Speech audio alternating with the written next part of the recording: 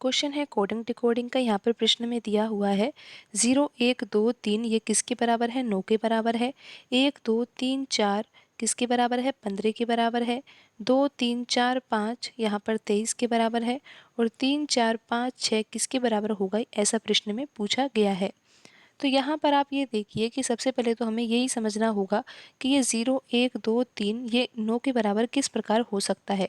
अगर यहाँ पर हम 0 1 2 3 जो यहाँ पर लिखा हुआ है, इन अंकों को अगर हम जोड़ते हैं तो देखते हैं कि कितना आता है।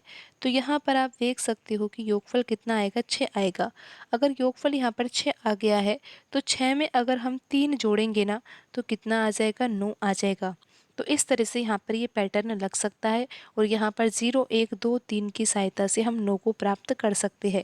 लेकिन अभी हमें पैटर्न की जांच करनी होगी और जांच करने के लिए यहाँ पर दूसरा संबंध है 1 2 3 4 किसके बराबर है? 15 के बराबर है।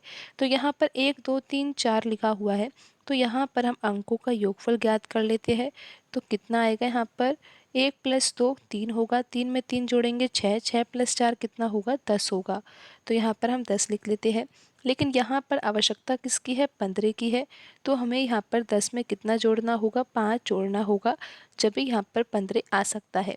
तो अब आप यहाँ पर ये समझिए कि यहाँ पर हमने 3 जोड़ा है और यहाँ पर हमने 5 जोड़ा है।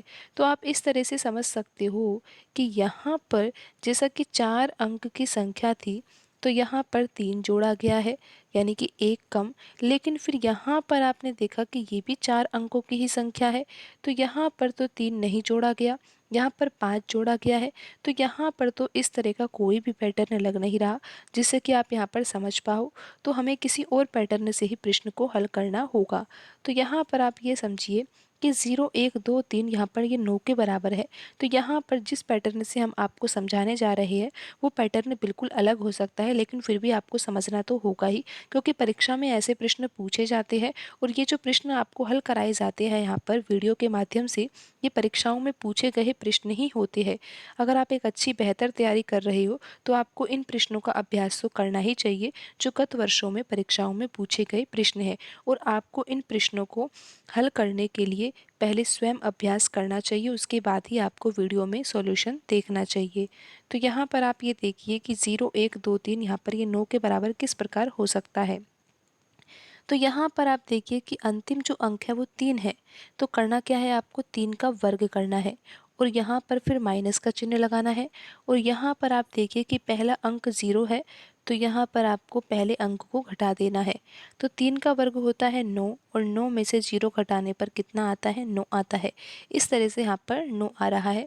फिर आप देखिए कि जो यहाँ पर दूसरा संबंध है उसमें 1 2 3 4 ये किसके बराबर दिया हुआ है? 15 के बराबर दिया हुआ है।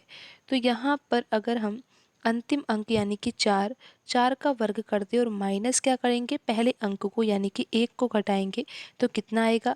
4 का वर्ग होगा 16 और 16 में से 1 घटाने पर यहाँ पर आ जाएगा 15। आप देख सकते हो कि यहाँ पर लिखी हुई संख्या 15 है। अब यही पैटर्न हम यहाँ पर लगा सकते हैं कि 2 3 4 5 यहाँ पर किस प्रकार ये 23 के बराबर है। तो आप यहाँ पर समझ तो गए हो कि पैटर्न किस तरह से हम हल कर रहे हैं।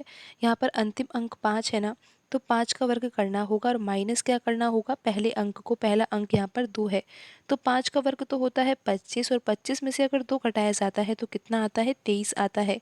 तो इस तरह से आपने यहाँ पर देखा कि 23 आ ही गया है।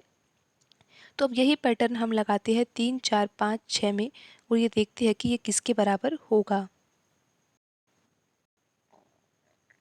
तो यहाँ पर आप ये देखिए कि 3 4 5 6 में अंतिम अंक क्या है? अंतिम अंक तो यहाँ पर 6 है ना, तो हमें यहाँ पर 6 का वर्ग करना है और माइनस क्या करना है? पहले अंक को। यहाँ पर पहला अंक क्या है? 3 है, तो यहाँ पर हमें -3 करना है। अब आपको पता है ना कि 6 का वर्ग होता है 36 और 36 में से अगर 3 घटाया जाता है तो आंसर कितना आ जाएगा? यहाँ पर 33 आ जाएगा। तो यहाँ पर प्रश्न चिन्ह के स्थान पर कौन सी संख्या आएगी? 33 आएगी। आप देख सकते हो कि दिए गए ऑप्शन में से कौन सा ऑप्शन सही होगा? ऑप्शन बी यहाँ पर सही आंसर होगा।